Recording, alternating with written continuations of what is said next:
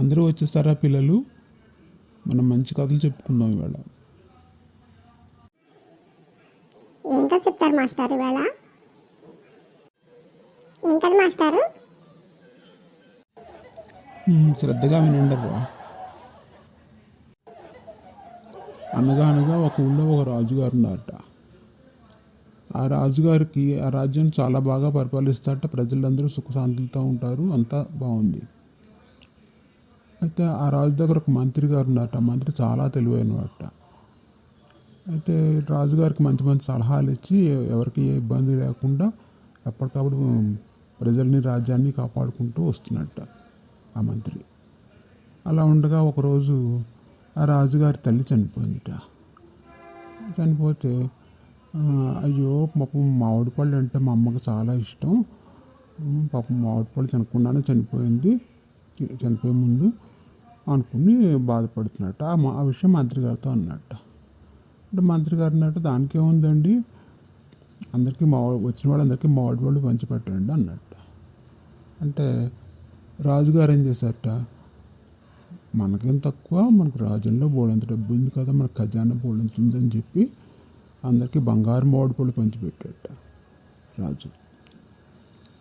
అయితే అందరి చేతుల్లోని బంగారు మామిడి పళ్ళు చూశాక మంత్రి చూసి ఆశ్చర్యపోయాట. ఇదేంటిలాగా మామిడి పళ్ళు పంచమంటే బంగారు మామిడి పళ్ళు పంచారు అనుకున్నట్ట మనసులో. అనుకుని సరే అందరూ వెళ్ళిపోతున్నారు కదా, గేట్ బయట ఒక భటుని నించోబెట్టి అంతా చెప్పించట.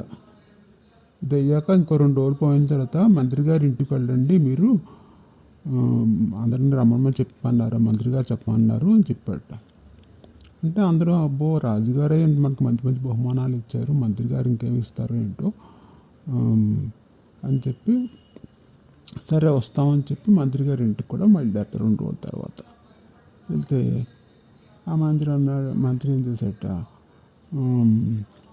మా అమ్మగారు చనిపోయి చాలా కాలం అయిందండి, కాకపోతే ఒక తీరని కోరిక మిగిలిపోయింది ఆవిడకి. చనిపోయే ముందు అప్పట్లో మరి మందులు అవి కాదు కదా, వాతలు అలాంటివి పెడుతుండేవారు, వైద్యంలాగా వాతలు కూడా పెడుతుండారు. కడుపు నొప్పి అని చెప్పి వాతలు పెట్టించుకోమన్నారు డాక్టరు.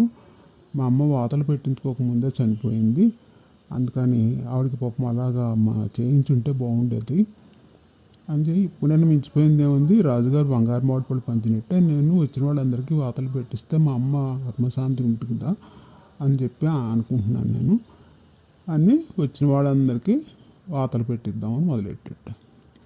ఒకళ్ళిద్దరికి పెట్టేసరికి వచ్చిన వాళ్ళందరూ ఇంకా పరుగో పరుగు ఏంటి అందరూ పరిగెట్టుకు వెళ్ళిపోతున్నట్టు. వచ్చిన వాళ్ళందరూ ఆశ్చర్యపోతున్నట్టు, ఏంటి ఎందుకు ఇలా వెళ్ళిపోతున్నారు వీళ్ళందరూ అని. అంటే అక్కడికి వెళ్ళాక తెలిసింది ఈ ఊళ్ళో ఈ హడావుడంతా ఈ మాటలన్నీ కూడా రాజుగారి వరకు వెళ్ళిందిట. రాజుగారేమో మా మంత్రిని పిలిచి అడిగారట, ఏంటి నువ్వు ఇలా ఇంటికి పిలిచి అందరికీ వాతలు పెట్టిస్తున్నావుట అని చెప్పి గట్టిగా అడిగితే అప్పుడు అన్నారట, అదేనండి మా అమ్మగారికి తీరని కోరుకుంది, వాతలు పెట్టించుకోవాలి, చనిపోయే ముందు వాతలు పెట్టించుకుంటే కడుపు నొప్పి తగ్గిపోతుంది కదా అనుకుని పాపం అది నెరవేరకుండా చనిపోయారు, అందుకే పెట్టించాలనుకున్నా అన్నట్టు. అంటే రాజు అన్నట్ట, ఏంటి మాకు ఏదైనా మెసేజ్ వదలుచుకున్నావా అని అడిగేట. అంటే కనిపెట్టేశారా రాజుగారు, కనిపెట్టేశారా మహారాజా అన్నట్ట. అంటే చెప్పు అంటే, ఏం లేదండి మీ బంగారు మామిడి పళ్ళు పంచారు కదా, ఖజానా అంతా ఖాళీ అయిపోతుంది, ఆ విషయం మీకు తెలియడం కోసమే ఇలా చేశాను నేను. మన ఇష్టమైతే నేను మామిడి పళ్ళు పంచుకోవచ్చు, బంగారు మామిడి పళ్ళు పంచితే ఖజానా ఖాళీ అయిపోతుంది కదా అని చెప్పాడు. అది అలా సూక్ష్మంగా అది తెలియజేయడం కోసం డైరెక్ట్గా కాకుండా ఇండైరెక్ట్గా చెప్పాడు. మరి ఆ మాట నాకు డైరెక్ట్గానే చెప్పచ్చు కదయ్యా, ఎందుకు ఇలా చేసావు అన్నట్టు. అంటే రాజుగారి మాటకు ఎదురు చెప్పడమే ఇంకేమైనా ఉందా, ఆ క్షణంలో మీరు నాకు ఊరి తీస్తారు, అందుకని ఈ విధంగా తెలియజేస్తాను మీకు అన్నట్టు.